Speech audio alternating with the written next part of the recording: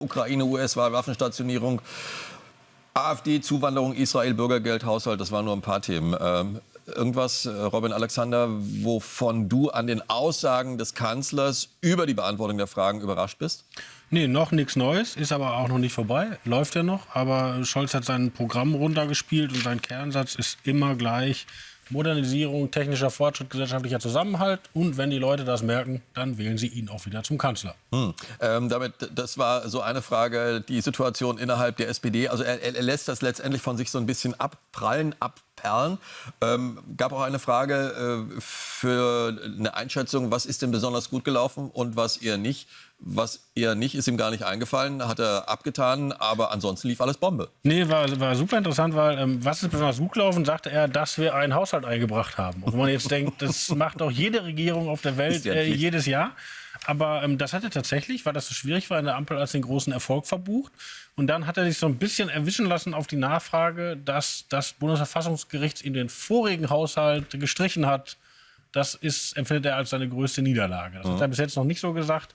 Aber da hat er sich, das wollte er glaube ich auch nicht sagen, aber jetzt wissen wir es. Okay, aber auch beim jetzigen Haushalt, und darauf ist er dann nicht nochmal eingegangen, hieß es ja auch, was ist denn, wenn möglicherweise das Bundesverfassungsgericht da irgendwelche Einwände hat, was das Loch betrifft, das noch nicht gestopft ist?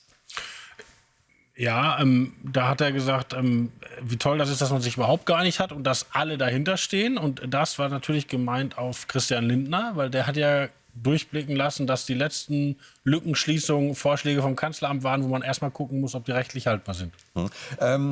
Es ging auch um das Thema Asyl, um Fremde, die nach Deutschland kommen, Afghanistan-Abschiebung, hat er gesagt, wir reden da nicht drüber, sondern wir machen einfach. Das war insofern für mich so ein Punkt, wo ich dachte, aha, da läuft was, wovon wir noch nichts wissen.